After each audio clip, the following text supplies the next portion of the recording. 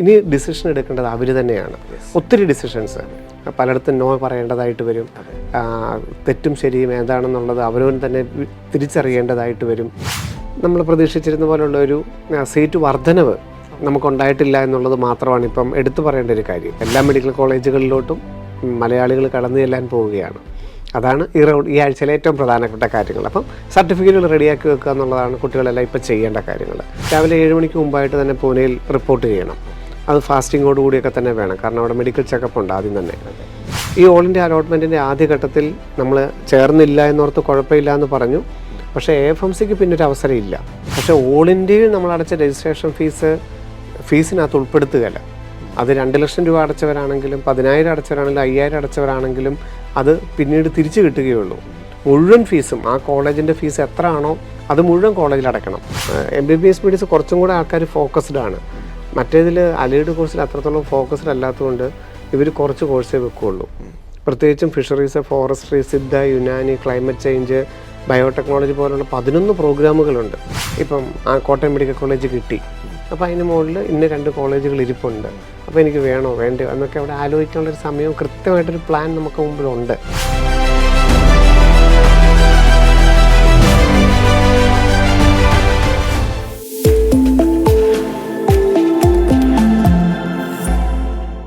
ശിവൻ സാറിന് വന്ന പ്രോഗ്രാമിൻ്റെ 154ാമത് എപ്പിസോഡിലേക്ക് നമ്മൾ പ്രവേശിക്കുകയാണ്. നമസ്കാരം ശിവൻ സാർ. നമസ്തേ. ശിവൻ സാർ, കഴിഞ്ഞ വാരം നമ്മൾ നമ്മുടെ കീമിൻ്റെ സാധ്യതകളൊക്കെ വളരെ വ്യക്തമായിട്ട് പറഞ്ഞു. അതിന് വലിയ സ്വീകാര്യതയാണ് ലഭിച്ചിരിക്കുന്നത്. അപ്പോൾ അതിനുശേഷം ഈ വാരം നമുക്ക് ഏറ്റവും പ്രധാനമായ അപ്ഡേഷൻസ് പറയാനാണെങ്കിൽ എന്തെല്ലാമായിരിക്കും? തീർച്ചയായിട്ടും അഡ്മിഷൻ തുടങ്ങിയായല്ലോ. നമ്മൾ അടുത്ത എപ്പിസോഡ് ചെയ്യുന്നതിന് മുമ്പ് തന്നെ നമ്മുടെ കുട്ടികൾ എയിംസ് ഡൽഹിയിലും മറ്റ് എയിംസുകളിലും ജിപ്മറിലും കോഴിക്കോടും തിരുവനന്തപുരം മെഡിക്കൽ കോളേജുകളും BDSലും ഒക്കെ അഡ്മിഷൻ എടുത്തിരിക്കും. അപ്പം അതിന് മുന്നോടിയായിട്ട് കോളേജിൽ ചെല്ലേണ്ടതിൻ്റെ ആ അഡ്മിഷൻ നടപടിക്രമങ്ങളിലേക്ക് കടക്കുകയാണ്. അപ്പം തീർച്ചയായിട്ടും സർട്ടിഫിക്കറ്റുകളൊക്കെ റെഡിയാക്കി വെക്കണം. അതിൻ്റെ എല്ലാം കൃത്യമായിട്ടൊരു ഓർഡർ കീപ്പ് ചെയ്യണം. അതിൻ്റെ എല്ലാം കോപ്പി എടുത്ത് വെക്കണം. മെഡിക്കൽ ഫിറ്റ്നസ് അങ്ങനെയുള്ള കാര്യങ്ങളെല്ലാം റെഡിയാക്കി വെക്കണം. ഇനി നമ്മൾ പോവുകയായി. അടുത്ത ഞായറാഴ്ചയ്ക്ക് മുമ്പ് തന്നെ കുട്ടികളെല്ലാം കോളേജുകളിലൊക്കെ അഡ്മിഷൻ എടുത്തിരിക്കും, ആദ്യ റൗണ്ടുകളിലൊക്കെ. അപ്പം നീറ്റ് 2025ൻ്റെ ആദ്യ റൗണ്ട് ഫലങ്ങൾ, ഓൾ ഇന്ത്യ അലോട്ട്മെൻറ്റ്, കേരള അലോട്ട്മെൻറ്റുകൾ വരികയാണ്. അപ്പം വിദ്യാർത്ഥികൾ പോകാൻ റെഡിയാവുക എന്നുള്ളതാണ് ഏറ്റവും പ്രധാനപ്പെട്ട അപ്ഡേറ്റ്സ്. അതിൽ ഓൾ ഇന്ത്യ അലോട്ട്മെൻറ്റ് മുൻ നിശ്ചയത്തിൽ നിന്ന് അല്പം വ്യത്യാസപ്പെടുത്തിയിട്ടുണ്ട്. 28-ാം തീയതിയൊക്കെ, ജൂലൈ 28-ന് ക്ലോസ് ചെയ്യുമെന്ന് പറഞ്ഞിരുന്നത് ആഗസ്റ്റ് 4-ാം തീയതി വരെ എക്സ്റ്റെൻഡ് ചെയ്തിട്ടുണ്ട്. 5-ാം തീയതി 6-ാം തീയതി ആയിട്ട് അലോട്ട്മെൻറ്റ് വരികയുള്ളൂ. 12-ാം തീയതി 13-ാം തീയതിക്കുള്ളിലാണ് അഡ്മിഷൻ എടുക്കേണ്ടത്. കേരള അലോട്ട്മെൻറ്റും അതുപോലെ തന്നെ 6-ാം തീയതി 7-ാം തീയതി ആകുമ്പോൾ അലോട്ട്മെൻറ്റ് വരും. 12-ാം തീയതിക്കുള്ളിൽ അഡ്മിഷൻ എടുക്കണം. അപ്പോൾ ഓൾ ഇന്ത്യയും കേരളയും ഏതാണ്ട് ഒരേപോലെ തന്നെ ആയിരിക്കും ആദ്യഘട്ടത്തിൽ അലോട്ട്മെൻറ്റ് വരുന്നത്. കർണാടകത്തിൻ്റെ അലോട്ട്മെൻറ്റ് വന്നു. അതുപോലെ തന്നെ തമിഴ്നാടിൻ്റെ അലോട്ട്മെൻറ്റും 5-ാം തീയതി ആകുമ്പോഴത്തേക്കും വരും. അപ്പം നീറ്റ് 2025ൻ്റെ ആദ്യ ഘട്ട ഫലങ്ങൾ അല്ലെങ്കിൽ ആദ്യ റൗണ്ട് ഫലങ്ങളായിരിക്കും ഈ ആഴ്ച നമ്മൾ പ്രതീക്ഷിക്കുന്നത്. നമ്മൾ പ്രതീക്ഷിച്ചിരുന്ന പോലുള്ള ഒരു സീറ്റ് വർധനവ് നമുക്കുണ്ടായിട്ടില്ല എന്നുള്ളത് മാത്രമാണ് ഇപ്പം എടുത്തു പറയേണ്ട ഒരു കാര്യം. ഇപ്പം ഗവൺമെൻറ് മേഖലയിലാണെങ്കിലും കേരളത്തിലെ സ്വകാര്യ മേഖലയിലാണെങ്കിലും 2024 അതേ സീറ്റ് മെട്രിക്സ് പ്രകാരം അല്ലെ അതേ സീറ്റുകളുടെ എണ്ണമാണ് ഇപ്പോൾ അലോട്ട്മെൻറ്റ് നടക്കുന്നത്. അപ്പം നമ്മൾ ഗവൺമെൻറ് പറഞ്ഞിരുന്ന പ്രകാരം, കേന്ദ്ര ഗവൺമെൻറ് പറഞ്ഞ പ്രകാരം ഒരു വലിയ സീറ്റ് വർധന ഉണ്ടായിട്ടില്ല എന്നുള്ളതാണ് 1-ാം റൗണ്ടിൽ നമുക്കുള്ള ഒരു നെഗറ്റീവ് എന്ന് വേണമെങ്കിൽ പറയാം. അതല്ലാതെ ഓൾ ഇന്ത്യ റൗണ്ടാണെങ്കിലും കേരള റൗണ്ടാണെങ്കിലും AFMC ആണെങ്കിലും നമ്മുടെ ബ്രില്യൻറ്റൻസ് അല്ലെങ്കിൽ നമ്മുടെ മലയാളികൾ എല്ലാ കോളേജുകളിലും, എയിംസ് ഡൽഹി അടക്കമുള്ള എല്ലാ കോളേജുകളിലും എത്താൻ പോവുകയാണ്. ഇപ്പം ജിപ്മറിലൊക്കെ ആയിരിക്കും ഡൽഹി കിട്ടും ഡീപ്നിക്ക്. പക്ഷേ കൂടുതൽ ഇപ്പോൾ കൊച്ചിലെ തന്നെ അവളുടെ ആഗ്രഹം ജിപ്മറിൽ പഠിക്കാനായിരുന്നു. അതുകൊണ്ട് അവൾ ഇൻ്റർവ്യൂവിലെല്ലാം പറഞ്ഞിരിക്കുന്നത് ജിപ്മർ പോകുമെന്നാണ് പറഞ്ഞിരിക്കുന്നത്. അപ്പോൾ ജിപ്മറിൽ നമ്മുടെ 1-ാം റാങ്ക് 2-ാം റാങ്ക് 3-ാം റാങ്ക് ഒക്കെ പോകുന്നത് ജിപ്മറിലായിരിക്കും. അപ്പം നമ്മുടെ എല്ലാ മെഡിക്കൽ കോളേജുകളിലോട്ടും മലയാളികൾ കടന്നു ചെല്ലാൻ പോവുകയാണ്. അതാണ് ഈ ആഴ്ചയിലെ ഏറ്റവും പ്രധാനപ്പെട്ട കാര്യങ്ങൾ. അപ്പം സർട്ടിഫിക്കറ്റുകൾ റെഡിയാക്കി വെക്കുക എന്നുള്ളതാണ് കുട്ടികളെല്ലാം ഇപ്പോൾ ചെയ്യേണ്ട കാര്യങ്ങൾ. ബാക്കി അലൈഡ് കോഴ്സുകളുടെ അലോട്ട്മെൻറ്റും അഗ്രികൾച്ചർ, വെറ്റിനറി, ആയുർവേദത്തിൻ്റെ അലോട്ട്മെൻറ്റും ഏതാണ്ട് 10-ാം തീയതിക്ക് ശേഷം തുടങ്ങും. അപ്പോൾ ആ വിഭാഗത്തിലുള്ള കുട്ടികൾക്കും കോളേജുകളുടെ പ്രവേശന നടപടികളായി, മിലിറ്ററി നേഴ്സിങ്ങിൻ്റെ പ്രവേശന നടപടികളായി, ബാക്കിയുള്ള ആയുഷ്, ഓൾ ഇന്ത്യ വെറ്റിനറി ഒക്കെ ഈ മാസം തന്നെ തുടങ്ങും. അപ്പോൾ ഈ വർഷത്തെ പ്രൊഫഷണൽ കോഴ്സുകളുടെ എല്ലാം തന്നെ ഒരു 2 റൗണ്ടെങ്കിലും ഈ മാസം വരും. സെപ്റ്റംബർ കൊണ്ട് അവസാനിക്കുകയും ചെയ്യും. അപ്പോൾ അതിന് അലോട്ട്മെൻറ്റുകൾ കൃത്യമായിട്ട് നോക്കി മനസ്സിലാക്കുകയും നോട്ടിഫിക്കേഷനുകൾ നോക്കി മനസ്സിലാക്കുകയും ലാസ്റ്റ് റാങ്കുകളൊക്കെ നോക്കിയിട്ട് നമ്മളുടെ സാധ്യതകൾ കൃത്യമായിട്ട് വിലയിരുത്തുകയും ചെയ്യുക എന്നുള്ളതാണ് ചെയ്യേണ്ട കാര്യങ്ങൾ. പിന്നെ വിദേശത്തൊക്കെ ഉണ്ടവരുണ്ടെങ്കിൽ നാട്ടിലോട്ട് എത്തണം. കാരണം നമ്മൾ നേരിട്ട് തന്നെ കോളേജുകളിൽ ചെന്ന് പ്രവേശനം നേടിയേ പറ്റുകയുള്ളൂ. അതുകൊണ്ട് അവരൊക്കെ അലേർട്ടായിട്ട് നിൽക്കുക. പിന്നെ നമ്മുടെ കഴിഞ്ഞ ജനുവരിയിൽ തന്നെ പറഞ്ഞ കാര്യങ്ങളാണ്. നമ്മൾ ഫണ്ടൊക്കെ റെഡിയാക്കി വെക്കണം. ആഗസ്റ്റ് ആദ്യത്തെ ആഴ്ചയായിരിക്കും നമ്മൾ ഫണ്ടൊക്കെ. ഇപ്പോൾ സെൽഫ് ഫിനാൻസിങ് കോളേജിലൊക്കെ ആണെന്നുണ്ടെങ്കിൽ നമുക്കറിയാം 10 ലക്ഷം രൂപയോളം നമുക്ക് ആദ്യത്തെ റൗണ്ടിൽ ചേരുമ്പോൾ തന്നെ നമുക്ക് വേണം. അപ്പോൾ അതൊക്കെ റെഡിയാക്കി വെക്കേണ്ട സമയമാണിത്. അപ്പം നീറ്റ് 2025 ആദ്യഘട്ട ഫലങ്ങളിലൂടെ നമ്മുടെ വിദ്യാർത്ഥികൾ എന്താണോ ആഗ്രഹിച്ചിരുന്നത്, പേരൻസ് എന്താണോ സ്വപ്നം കണ്ടിരുന്നത്, അത് സംഭവിക്കാൻ പോകുന്നു, യാഥാർത്ഥ്യമാകാൻ പോകുന്നു. അതിന് നമ്മൾ ഒരു നിമിത്തമാകുന്നു എന്ന് മാത്രം. വിദ്യാർത്ഥികളുടെ ഹാർഡ് വർക്കല്ലേ. അവർ ഇത്രയും ടഫായിട്ടുള്ളൊരു എക്സാം ആണെങ്കിൽ പോലും വളരെ ഹാർഡ് വർക്ക് ചെയ്തും ആ സമയങ്ങളിൽ ആ 3 മണിക്കൂറും ആത്മധൈര്യത്തോടു കൂടി തന്നെ അവർ എക്സാമിനെ ഫേസ് ചെയ്തു. അതിൻ്റെ ഫലം ആദ്യ റൗണ്ടുകളിൽ നമുക്ക് കാണാൻ സാധിക്കും. ഓൾ ഇന്ത്യ റൗണ്ടിലാണെങ്കിലും ഏറ്റവും കൂടുതൽ ഓൾ ഇന്ത്യ അലോട്ട്മെൻറ്റിൽ ഏറ്റവും കൂടുതൽ മലയാളി വിദ്യാർത്ഥികൾ പങ്കെടുക്കാൻ പോവുകയാണ്. ബാക്കിയുള്ള എല്ലാ സ്റ്റേറ്റുകളിലേക്കായാലും നമ്മുടെ വിദ്യാർത്ഥികളായിരിക്കും ഓൾ ഇന്ത്യയിൽ ആദ്യഘട്ടത്തിൽ അഡ്മിഷൻ എടുക്കുന്നത്. അതൊക്കെ നമുക്ക് വരുന്ന ആഴ്ച വിലയിരുത്താം. ഈ ആഴ്ചയായിരിക്കും അതിൻ്റെ ഫലം വരുന്നത്. സാർ, ഇപ്പോൾ ഓൾ ഇന്ത്യ അലോട്ട്മെൻ്റ് ആണല്ലോ ആദ്യം വരിക? അതെ. കാരണം എല്ലാ സംസ്ഥാനങ്ങളുടെയും കർണാടകത്തിൻ്റെ മാത്രമാണ് അലോട്ട്മെൻറ്റ് പബ്ലിഷ് ചെയ്തിരിക്കുന്നത്. ബാക്കിയുള്ളതെല്ലാം ഓൾ ഇന്ത്യ അലോട്ട്മെൻറ്റും കേരള അലോട്ട്മെൻറ്റും അല്ലെങ്കിൽ തമിഴ്നാട് അലോട്ട്മെൻറ്റും എല്ലാം ഒരുപോലെയാണ് വരുന്നത്. അതിനുശേഷം നമുക്കറിയാം നിരവധി അലോട്ട്മെൻറ്റുകളുണ്ട്. നമ്മുടെ സർട്ടിഫിക്കറ്റുകൾ കരുതി വെക്കേണ്ട കാര്യങ്ങളൊക്കെ ഉണ്ട്. അപ്പോൾ അതിനെക്കുറിച്ച് നമുക്കൊരു ക്വിക്ക് റിമൈൻഡർ പോലെ നമ്മൾ തീർച്ചയായിട്ടും നമ്മൾ എല്ലാ പ്രാവശ്യം പറഞ്ഞാണെങ്കിലും ഏറ്റവും അവസാനവട്ട ഒരുക്കം എന്നുള്ള നിലയിൽ കുട്ടികളെ ഒരു ഓർമ്മപ്പെടുത്തലിൻ്റെ ആവശ്യമുണ്ട്. അപ്പോൾ അതിനെക്കുറിച്ചൊന്ന് നമ്മുടെ പ്രേക്ഷകർക്ക് വളരെ ഡീറ്റെയിൽ ആയിട്ട് തീർച്ചയായിട്ടും നമ്മൾ ഓരോ ഘട്ടം ഘട്ടമായിട്ട് തന്നെ നമുക്ക് സംസാരിക്കാം. ആദ്യം നമുക്ക് വരുന്നത് ഓൾ ഇന്ത്യ ഫസ്റ്റ് റൗണ്ടാണ്. ഓൾ ഇന്ത്യ ഫസ്റ്റ് റൗണ്ടിൽ MBBS, BDS, BSc നഴ്സിംഗുമാണ്. അതിനകത്ത് ഇന്ത്യയിലെ ഗവൺമെൻറ് കോളേജുകളുണ്ട്, എയിംസ് ഉണ്ട്, ജിപ്മർ ഉണ്ട്, ESI കോളേജുകളുണ്ട്, ഡീംഡ് മെഡിക്കൽ കോളേജുണ്ട്, AFMC ഉണ്ട്. പിന്നെ BSc നഴ്സിംഗിൻ്റെ സീറ്റുകളുണ്ട്, BDSൻ്റെ സീറ്റുകളുണ്ട്. ഇതിൻ്റെ ഫലമാണ് 4-ാം തീയതി വരെയാണ് നമുക്കത് ലോക്ക് ചെയ്യാനുള്ള അവസരം. കുട്ടികൾ ചോയ്സ് കൊടുക്കുന്നുണ്ടായിരുന്നു. ആ ചോയ്സുകൾ ലോക്ക് ചെയ്യാനായിട്ടുള്ള അവസരം 4-ാം തീയതി വൈകുന്നേരം മാത്രമേ ഉള്ളൂ. 5-ാം തീയതി വൈകുന്നേരം ആകുമ്പോഴത്തേക്ക് ഒരു പ്രൊവിഷണൽ ലിസ്റ്റ് വരും. 6-ാം തീയതി അല്ലെങ്കിൽ 7-ാം തീയതി രാവിലെ ഫസ്റ്റ് അലോട്ട്മെൻറ്റ് വെബ്സൈറ്റിൽ വരും. 5-ാം തീയതി വൈകിട്ടൊരു പ്രൊവിഷണൽ ലിസ്റ്റാണ് വരുന്നത്. അതൊരു PDF-ൻ്റെ ലിസ്റ്റായിട്ട് തന്നെ വരും. നമ്മളുടെ റാങ്കിന് നേരെ ഏത് കോളേജാണ് അലോട്ടഡ് ആയത്, ഏത് കാറ്റഗറിയാണ്, ഏത് കോഴ്സാണെന്നുള്ളതൊക്കെ വരും. AFMCയുടെ ഷോർട്ട് ലിസ്റ്റും അന്ന് തന്നെ വരും. 5-ാം തീയതി വൈകുന്നേരം ആകുമ്പോൾ അല്ലെ 4-ാം തീയതി രാത്രി തന്നെ നമ്മൾ പ്രതീക്ഷിക്കുന്നു AFMCയുടെ ഷോർട്ട് ലിസ്റ്റും വരും. അതനുസരിച്ച് നമ്മൾ AFMC പൂനെയിൽ ചെല്ലേണ്ട ഡേറ്റുകൾ നോക്കുന്നു. എല്ലാ ഒറിജിനൽ സർട്ടിഫിക്കറ്റുകളുമായിട്ട് നമ്മൾ ടിക്കറ്റൊക്കെ ബുക്ക് ചെയ്ത് രാവിലെ 7 മണിക്ക് മുമ്പായിട്ട് തന്നെ പൂനെയിൽ റിപ്പോർട്ട് ചെയ്യണം. അത് ഫാസ്റ്റിങ്ങോടുകൂടിയൊക്കെ തന്നെ വേണം. കാരണം അവിടെ മെഡിക്കൽ ചെക്കപ്പ് ഉണ്ട് ആദ്യം തന്നെ. അപ്പോൾ അതിന് കൃത്യമായിട്ടുള്ള ഇൻസ്ട്രക്ഷൻസ് ഓൾറെഡി AFMCയുടെ വെബ്സൈറ്റിൽ പറഞ്ഞിട്ടുണ്ട്. അപ്പോൾ ആ പ്രോസ്പെക്ട്സ് നോക്കിയിട്ട് കൃത്യമായിട്ട് ഫാസ്റ്റിംഗ് എടുത്ത് ഇയർ വാക്സൊക്കെ ക്ലീൻ ചെയ്ത് ടീത്തൊക്കെ ക്ലീൻ ചെയ്ത് നമ്മുടെ ഇംഗ്ലീഷിലുള്ള നമ്മുടെ കമ്മ്യൂണിക്കേഷൻ ലെവലൊക്കെ ഒന്നും കൂടെ ഒക്കെ ഒന്ന് നന്നാക്കി മനസ്സിലാക്കി. അതുപോലെ ഇംഗ്ലീഷ് ആപ്റ്റിറ്റ്യൂഡ് ടെസ്റ്റ് ഉണ്ട്. അപ്പോൾ നമ്മളൊരു 10-ാം ക്ലാസ്സിൻ്റെ ലെവലിലുള്ള ഇംഗ്ലീഷിൻ്റെ ചോദ്യമാണ് വരുന്നത്, ഗ്രാമറും അല്ല. അപ്പോൾ അതൊക്കെ ഒന്നും കൂടെ ഒന്ന് ഓടിച്ച് നോക്കി നമുക്ക് ഇൻ്റർവ്യൂവിന് പോകാനായിട്ട് റെഡിയാവാം. ഓൾ ഇന്ത്യ അലോട്ട്മെൻറ്റ് നമുക്ക് 7-ാം തീയതി മുതൽ 12-ാം തീയതി വരെ ജോയിൻ ചെയ്യാനുള്ള അവസരമുണ്ട്, കോളേജുകളിൽ ചെന്ന് ജോയിൻ ചെയ്യാനായിട്ട്. അപ്പം AFMC പോകുന്നവർ AFMC ഇൻ്റർവ്യൂ കഴിഞ്ഞിട്ട് തിരിച്ച് ഓൾ ഇന്ത്യ അലോട്ട്മെൻറ്റ് കിട്ടിയിട്ടുണ്ടാകും. അപ്പോൾ AFMC ഷോർട്ട് ലിസ്റ്റ് മാത്രമേ ഉള്ളൂ. അത് കൂടാതെ തന്നെ ഒരു ഓൾ ഇന്ത്യയിൽ ഒരു സീറ്റ് കിട്ടിയിട്ടുണ്ടായിരിക്കും. അപ്പം ആ ഓൾ ഇന്ത്യയിൽ പോകാൻ ആഗ്രഹിക്കുന്നവർ, ഫസ്റ്റ് റൗണ്ടിൽ അഡ്മിഷൻ എടുക്കാൻ ആഗ്രഹിക്കുന്നവർക്ക് AFMC പോയിട്ട് തിരിച്ച് വന്നിട്ട് ഓൾ ഇന്ത്യയുടെ അഡ്മിഷൻ വേണമെങ്കിൽ എടുക്കാൻ താല്പര്യമുണ്ടെങ്കിൽ. അങ്ങനെ പറയാൻ കാര്യം എന്താണെന്ന് ചോദിച്ചാൽ ഓൾ ഇന്ത്യയുടെ ഫസ്റ്റ് റൗണ്ട് എന്ന് പറഞ്ഞാൽ ഫ്രീ എക്സിറ്റാണ്. കാരണം സ്റ്റേറ്റിൻ്റെയും കൂടെ അലോട്ട്മെൻറ്റ് വന്ന് കിടപ്പുണ്ട്. കേരള അലോട്ട്മെൻറ്റ് ഓൾറെഡി അലോട്ടഡ് ആയിട്ടുണ്ട്. അപ്പം കേരളത്തിൽ നമുക്കൊരു അലോട്ടഡ് ആയി കഴിഞ്ഞ് കഴിഞ്ഞാൽ കേരളത്തിൽ നമുക്ക് സീറ്റ് എടുത്തില്ലെങ്കിൽ പിന്നെ കേരളത്തിൻ്റെ 3 റൗണ്ടിലും പരിഗണിക്കില്ല. അതുകൊണ്ട് ഒട്ടുമിക്ക വിദ്യാർത്ഥികൾക്കും കേരളത്തിൽ സീറ്റുകൾ നോക്കുന്നവർ കേരളത്തിലെ സീറ്റ് എടുക്കേണ്ടതായിട്ട് വരും. ഓൾ ഇന്ത്യയിൽ നമുക്ക് വേണമെങ്കിൽ സെക്കൻഡ് ചാൻസ് ഉണ്ട്.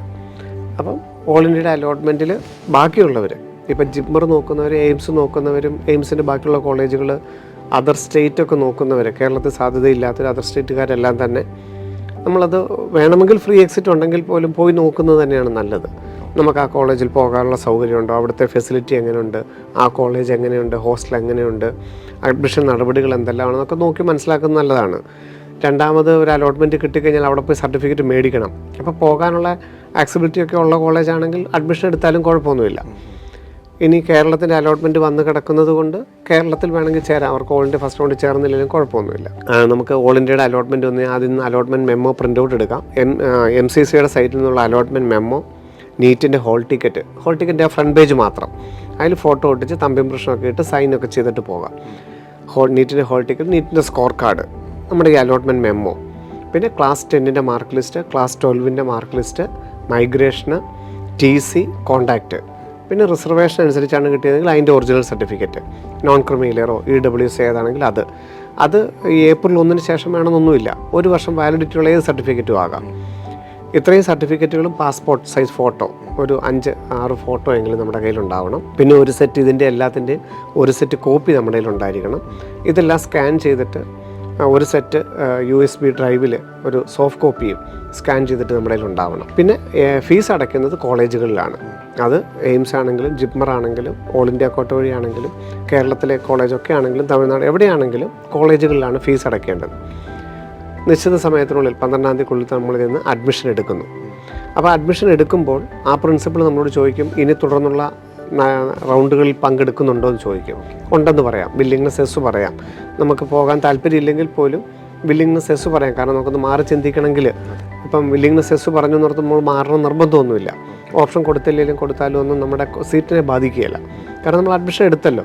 ഇനി വേറെ ഓൾ ഇന്ത്യ തലത്തിൽ തന്നെ ഒരു അഡ്മിഷൻ കിട്ടിയാൽ മാത്രമേ നമ്മുടെ നിലവിലുള്ള സീറ്റ് നഷ്ടപ്പെടുകയുള്ളൂ. അല്ലാതെ വില്ലിങ്നെസ് എസ് പറഞ്ഞു എന്ന് വിചാരിച്ച് നമുക്ക് കുഴപ്പമൊന്നുമില്ല. അങ്ങനെ വില്ലിങ്നെസ് അടുത്ത റൗണ്ടിൽ പങ്കെടുക്കാനുള്ള എസ് പറഞ്ഞു. എന്നിട്ട് നമ്മൾ തിരികെ വരുന്നു. അത് ഓൾ ഇന്ത്യ അലോട്ട്മെൻറ്റ്. ഈ ഓൾ ഇന്ത്യ അലോട്ട്മെൻറ്റിൻ്റെ ആദ്യഘട്ടത്തിൽ നമ്മൾ ചേർന്നില്ല എന്നോർത്ത് കുഴപ്പമില്ല എന്ന് പറഞ്ഞു. പക്ഷേ AFMCക്ക് പിന്നൊരു അവസരമില്ല. AFMC ഈ ഓൾ ഇന്ത്യയുടെ ഫസ്റ്റ് റൗണ്ടിൽ മാത്രമേ ഉള്ളൂ. പിന്നെ AFMC ചേരാൻ വേറെ അവസരമില്ല. ബാക്കിയുള്ള ഓൾ ഇന്ത്യയുടെ അലോട്ട്മെൻറ്റുകളിലെല്ലാം ഇപ്പം എയിംസും ജിപ്മറും ESI കോളേജുകളൊക്കെ ചേർന്നേ പറ്റുള്ളൂ. കാരണം അതിന് പിന്നെ ചേർന്നില്ലെങ്കിൽ അത് വേറെ ഇതിനേക്കാളും ചിലപ്പം അടുത്തോടെ കിട്ടിക്കൊള്ളണം നിർബന്ധമില്ല. ഓൾ ഇന്ത്യ കോട്ടയിലാണെങ്കിലും ചേരുന്നത് തന്നെയാണ് നല്ലത്. പിന്നെ കേരളത്തിൽ സീറ്റ് കിട്ടിയവർ, കേരള അലോട്ട്മെൻറ്റ് വഴി കിട്ടിയവർ നിൽക്കട്ടെ. കേരളത്തിന് തന്നെ ഒരു കോളേജ് അവർക്ക് ഓൾ ഇന്ത്യ വഴി കിട്ടിയിട്ടുണ്ടെങ്കിൽ അത് എടുക്കുന്നത് നല്ലത്. നമ്മൾ കഴിഞ്ഞ തവണ പറഞ്ഞു, കേരളത്തിലെ മറ്റൊരു കുട്ടിക്ക് അത് കിട്ടും. ഇപ്പം കേരളത്തിലെ തിരുവനന്തപുരത്തോ കോഴിക്കോടോ ചേരാൻ ആഗ്രഹിക്കുന്ന ഒരു വ്യക്തിക്ക്, അല്ലെങ്കിൽ കോട്ടയത്ത് ചേരാൻ ആഗ്രഹിക്കുന്ന വ്യക്തിക്ക് ഓൾ ഇന്ത്യ വഴി അത് കിട്ടിയിട്ടുണ്ടെങ്കിൽ ഓൾ ഇന്ത്യയിൽ തന്നെ എടുക്കട്ടെ. കേരളത്തിൽ മറ്റൊരു കുട്ടിക്ക് കിട്ടുമല്ലോ. അപ്പം ഇനി ഓൾ ഇന്ത്യയുടെ ഫസ്റ്റ് റൗണ്ട് നമ്മൾ ചേർന്നില്ലെങ്കിലും യാതൊരു കുഴപ്പമില്ല. നമ്മുടെ ഫീസ് നഷ്ടപ്പെട്ടില്ല. അടുത്ത ഘട്ടത്തിൽ പങ്കെടുക്കാം. ഇനി ചേർന്നു എന്നിരിക്കട്ടെ. ചേർന്ന് കഴിഞ്ഞാലും സ്റ്റേറ്റിൻ്റെ കൗൺസിലിലും പങ്കെടുക്കാം. ഓൾ ഇന്ത്യയുടെ സെക്കൻഡിലും ഓൾ ഇന്ത്യയുടെ തേർഡിലും പങ്കെടുക്കാം. സ്റ്റേറ്റിൻ്റെ ഫസ്റ്റിൽ പങ്കെടുക്കാം, ഓൾ ഇന്ത്യയുടെ സെക്കൻഡിൽ പങ്കെടുക്കാം, ഓൾ ഇന്ത്യയുടെ തേർഡിൽ പങ്കെടുക്കാം. ഇനി കേരള അലോട്ട്മെൻറ്റ്. അപ്പോൾ ഈ ഒറിജിനൽ സർട്ടിഫിക്കറ്റുകളും പൈസയും എല്ലാം നമ്മൾ അവിടെ അടച്ചിട്ട് നമുക്കൊരു മാറ്റം വേണമെന്ന് തോന്നിയാൽ, അല്ലെങ്കിൽ ഒരു മാറ്റം കിട്ടിയാൽ, അപ്പോൾ ഓൾ ഇന്ത്യയുടെ 2ാം റൗണ്ടിലോട്ടായിരിക്കുമല്ലോ നമുക്കൊരു മാറ്റം കിട്ടുന്നത്. ഈ കോളേജിൽ പോയി സർട്ടിഫിക്കറ്റ് എല്ലാം മേടിച്ച് പൈസയും തിരികെ മേടിച്ച് വേണം ഓൾ ഇന്ത്യയുടെ അടുത്ത ഘട്ടത്തിലോട്ട് നമുക്ക് പോകാനായിട്ട്. അല്ല സ്റ്റേറ്റിലോട്ട് തിരിച്ചു പോരുകയാണെങ്കിലും അങ്ങനെ തന്നെ വേണം. ആ കോളേജിൽ തന്നെ പോയിട്ട് നമുക്ക് അത് ഓട്ടോമാറ്റിക്കായിട്ട് സർട്ടിഫിക്കറ്റും പൈസയൊന്നും അടുത്ത കോളേജിലോട്ട് മാറില്ല. ആ കോളേജിൽ തന്നെ പോയിട്ട് നമ്മൾ തിരിച്ച് കളക്ട് ചെയ്യണം. അതാണ് ഓൾ ഇന്ത്യയുടെ അലോട്ട്മെൻറ്റ് രീതി.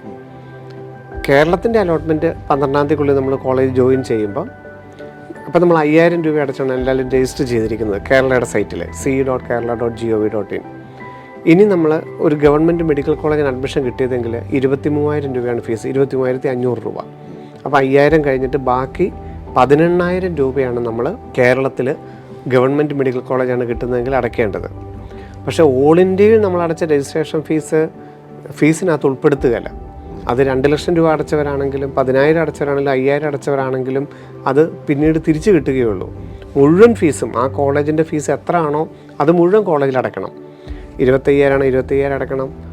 അമൃതയിൽ 25 ലക്ഷമാണ് 25 ലക്ഷം ആ കോളേജിൽ അടയ്ക്കണം. രജിസ്ട്രേഷൻ ഫീസിനകത്ത് ഉൾക്കൊള്ളിക്കുകയല്ല. പക്ഷേ കേരള അലോട്ട്മെൻറ്റ് വഴിയാണെങ്കിൽ രജിസ്ട്രേഷൻ ഫീസ് 5,000 കഴിഞ്ഞിട്ട് ബാക്കിയുള്ള തുക അടച്ചാൽ മതി. അത് അലോട്ട്മെൻറ്റ് കിട്ടുന്ന, ഇപ്പോൾ 7-ാം തീയതി അലോട്ട്മെൻറ്റ് മെമ്മോ വരുന്ന അന്ന് നമുക്ക് 18,000 രൂപ ഡെബിറ്റ് കാർഡ്, ക്രെഡിറ്റ് കാർഡ് അല്ലെ പോസ്റ്റ് ഓഫീസ് വഴി നമുക്ക് അടയ്ക്കാം. അപ്പം നമുക്ക് കേരളത്തിൻ്റെ ഒരു ഫീസ് റെസിപ്റ്റ് കിട്ടും. ഈ പൈസ അടച്ചതിൻ്റെ ഒരു റെസിപ്റ്റ് കിട്ടും. അതുപോലെ തന്നെ നമ്മളുടെ അലോട്ട്മെൻറ്റ് മെമ്മോ, കേരളത്തിൻ്റെ ഒരു സൈറ്റിൽ നിന്ന് കേരള ഡേറ്റ ഷീറ്റ് കിട്ടും. അത് 8-ാം തീയതി കിട്ടുള്ളൂ. മെഡിക്കലിൻ്റെ ഡേറ്റ ഷീറ്റ് 8-ാം തീയതി മുതൽ സൈറ്റിൽ നിന്ന് കിട്ടും. അപ്പോൾ കേരളത്തിൻ്റെ സൈറ്റിൽ നിന്ന് 3 ഡോക്യുമെൻ്റ് എടുക്കാനുണ്ട്. അലോട്ട്മെൻറ്റ് മെമ്മോ, അതുപോലെ ഫീസ് അടച്ച റെസിപ്റ്റ്, ഡേറ്റ ഷീറ്റ്. ഇത് 3ഉം അന്നേ വരുള്ളൂ, 8-ാം തീയതി വരുള്ളൂ. 8-ാം തീയതി സൈറ്റിൽ നിന്ന് എടുത്തിട്ട് 8-ാം തീയതി മുതൽ 12-ാം തീയതിക്കുള്ളിൽ നമ്മൾ കോളേജിലോട്ട് പോവുകയാണ്.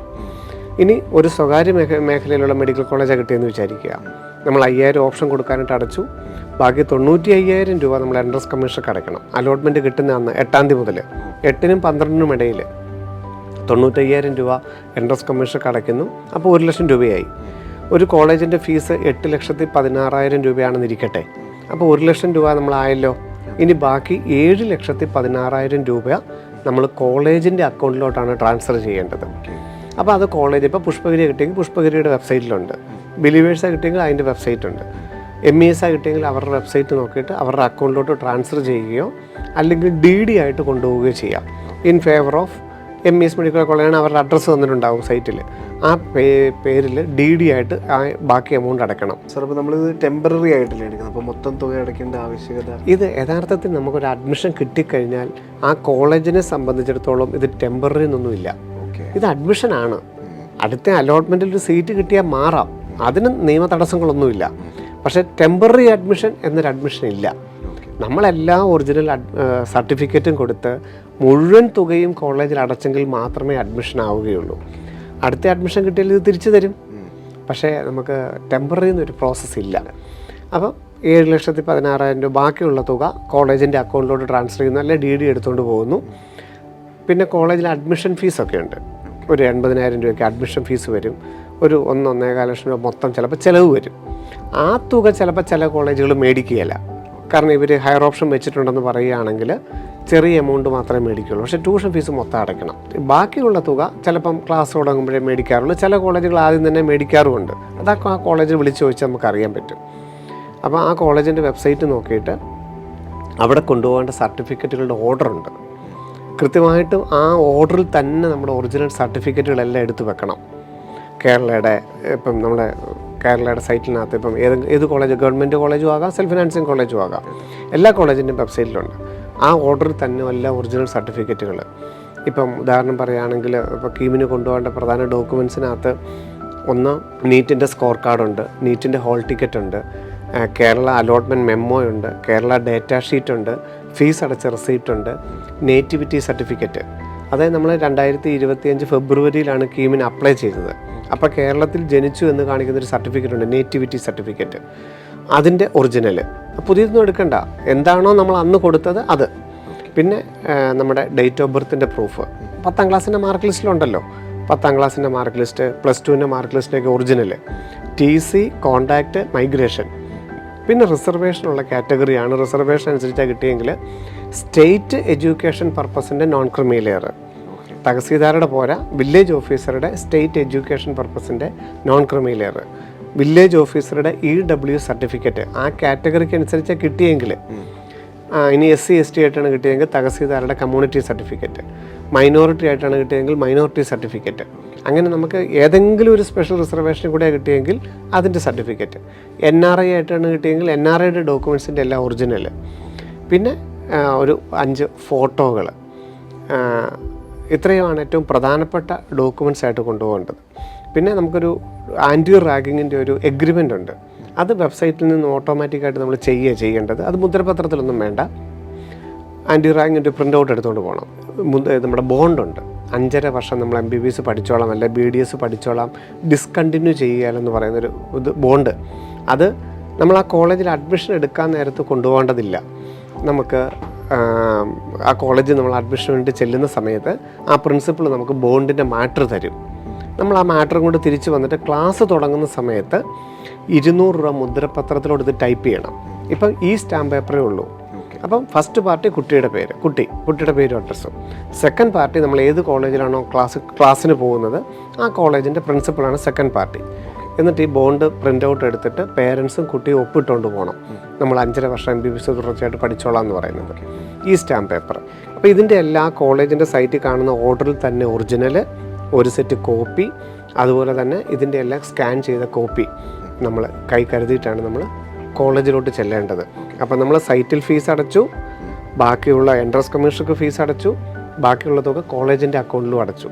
ഗവൺമെൻറ് കോളേജാണെങ്കിൽ മുഴുവൻ തുകയും നമ്മൾ എൻട്രൻസ് കമ്മീഷർക്ക് അടച്ചു, 23,000 അടച്ചു. അപ്പോൾ കോളേജിൽ ബാക്കി ഒരു 25,000 രൂപയും കൂടെ നമ്മൾ കൊണ്ടുപോയാൽ മതി.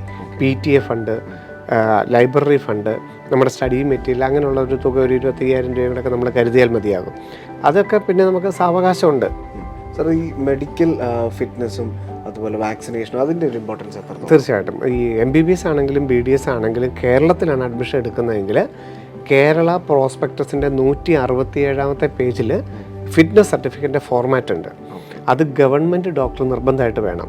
അസിസ്റ്റൻറ്റ് സർജനോ അതിൻ്റെ ലെവൽ മുകളിലുള്ള ഒരു ഡോക്ടറാണ് നമുക്കത് ഗവൺമെൻറ് ഡോക്ടറാണ് ഇഷ്യൂ ചെയ്യേണ്ടത്. അത് ആ പ്രോസ്പെക്ടസിൻ്റെ ആ പേജ് പ്രിൻ്റ് ഔട്ട് എടുത്ത് അതൊക്കെ ഇപ്പോൾ ചെയ്തു വെക്കണം. ഫിറ്റ്നസ് സർട്ടിഫിക്കറ്റ് താലൂക്ക് ആശുപത്രിയോ PH സെൻറ്ററോ അടുത്തുള്ളൊരു ഗവൺമെൻറ് ഹോസ്പിറ്റലിൽ പോയിട്ട് MBBS പഠിക്കാമെന്ന് പറഞ്ഞാൽ അവർക്കറിയാം. ഹൈറ്റ്, വെയ്റ്റ്, വിഷൻ, അങ്ങനെയുള്ള പ്രിലിമിനറി ആയിട്ടുള്ള ചെക്കപ്പ് മാത്രമേ ഉള്ളൂ. അത് ചെയ്തിട്ട് അവരതിനകത്ത് എഴുതി തരും. അതാണ് മെഡിക്കൽ ഫിറ്റ്നസ്. അത് നിർബന്ധമാണ്. കാരണം MBBS പഠിക്കാനുള്ള അല്ലെങ്കിൽ BDS പഠിക്കാനുള്ള യോഗ്യത അതാണല്ലോ, അത് വേണം. എന്നാൽ വാക്സിനേഷൻ അത്രത്തോളം നിർബന്ധമില്ല. അത് പലർക്കും പല രീതിയിലാണ്. ചിലർ എടുത്തിട്ടുണ്ടായിരിക്കാം, ചിലരുടെ കാർഡ് ഉണ്ടാവാം, ചിലർ എടുത്തിട്ടുണ്ടാകും പക്ഷേ തെളിവുകളൊന്നും ഇല്ലായിരിക്കാം. ഉള്ളവർ ഏതെങ്കിലും ഒരു ഡോക്ടറുടെ ലെറ്റർ പാഡിൽ എഴുതിക്കൊണ്ട് പോവുക. MMR, chicken pox, hepatitis B, ഈ 3. കോവിഡിൻ്റെ വാക്സിൻ ഇല്ല, അത് ചോദിച്ചിട്ടില്ല. അതൊക്കെ റീസെൻ്റായിട്ട് വന്നതുകൊണ്ടായിരിക്കാം. ഈ 3 MMRും ചിക്കൻ പോക്സും ഹെപ്പറ്റൈറ്റിസ് Bയും നമ്മൾ എടുത്തിട്ടുണ്ടെങ്കിൽ അതിൻ്റെ കാർഡ് ഉണ്ടെങ്കിൽ ഏതെങ്കിലും ഒരു ഡോക്ടറെ കൊണ്ട് എടുത്തുകൊണ്ട് പോകണം. ഇതുവരെ എടുത്തിട്ടില്ലാത്ത കുട്ടികളാണെങ്കിൽ എന്ത് ചെയ്യും? ഇത് അങ്ങനെയല്ല, ഇത് പെട്ടെന്ന് കിട്ടുന്നതല്ല. പ്രത്യേകിച്ച് MMR ഒന്നും ഇപ്പം അങ്ങനെ എല്ലായിടത്തും ഒന്നും അവൈലബിൾ അല്ല. എടുക്കാത്തവരിപ്പോൾ അത് എടുക്കാനായിട്ട് ട്രൈ ചെയ്യണ്ട. അതൊക്കെ നമ്മൾ കോളേജിൽ അത് ഞാൻ പറഞ്ഞല്ലോ, വാക്സിനേഷൻ എന്ന് പറയുന്നത് നിർബന്ധമായിട്ടുള്ളതല്ല. അത് നമ്മളല്ലേ ഇമ്മ്യൂണിറ്റി പവർ ഉണ്ടാവേണ്ടത്. പക്ഷേ അവിടെ ചെല്ലുമ്പോൾ അവർ പറയും, അത് ഓരോ ഹോസ്പിറ്റലുകാരും പറയും, ഇന്ന വാക്സിൻ നിങ്ങൾ എടുത്തിട്ട് വരണം, അല്ലെങ്കിൽ ഇന്നടത്ത് കിട്ടും, ഇല്ലേ നമ്മൾ പഠിക്കുന്ന സമയത്ത് എടുക്കാം എന്നൊക്കെയുള്ളത് അവർ പറയും. അപ്പോൾ അതില്ലെന്ന് ഓർത്തുകൊണ്ട് യാതൊരു കുഴപ്പവുമില്ല. ബാക്കി മെഡിക്കൽ ഫിറ്റ്നസ് നിർബന്ധമായിട്ട് വേണം. അപ്പോൾ അത് ഈ പറയുന്ന എല്ലാ സർട്ടിഫിക്കറ്റുകളും, ഫീസ് അടച്ച റെസിപ്റ്റും ഫോട്ടോയുമായിട്ടാണ് നമ്മൾ കോളേജിലോട്ട് പോകുന്നത്. കോളേജിൽ പോകുമ്പോൾ ഗവൺമെൻറ് മേഖലയിൽ നമ്മൾ പറഞ്ഞു ഒരു 25,000 രൂപയൊക്കെ കൂടുതലായിട്ട് കരുതണം. SC/ST വിഭാഗമൊക്കെ ആണെങ്കിൽ ഫീസ് ഇളവൊക്കെ ഉണ്ട്. അങ്ങനെയൊക്കെയുള്ള അവരുടെ കയ്യിലുള്ള തുക കൊണ്ടുപോയാൽ മതിയാകും. ബാക്കി സെൽഫ് ഫിനാൻസിങ് കോളേജ് ആണെങ്കിൽ ഒരു 1 ലക്ഷം, 1.5 ലക്ഷം, 3 ലക്ഷം വരെ മേടിക്കുന്ന കോളേജുകളുണ്ട് അഡീഷണൽ ഫീസ്. അതും ആ കോളേജുകൾ വിളിച്ച് ചോദിച്ചാൽ എല്ലാ കോളേജിൻ്റെ വെബ്സൈറ്റിലുണ്ട് എത്ര രൂപയാണെന്നുള്ളത്. അതുമായിട്ടാണ് പോയി നമ്മൾ അഡ്മിഷൻ എടുക്കുന്നത്. കേരളത്തിൽ ഒരു സീറ്റ് അലോട്ടഡ് ആയാൽ നമ്മൾ എടുത്തില്ല എങ്കിൽ തുടർന്ന് വരുന്ന 2 ഘട്ടത്തിൽ, ഇപ്പം മൊത്തം 3 ഘട്ടം നമ്മളെ പരിഗണിക്കുകയില്ല. പക്ഷേ ഓൾ ഇന്ത്യയിൽ ആ വിഷയമില്ല.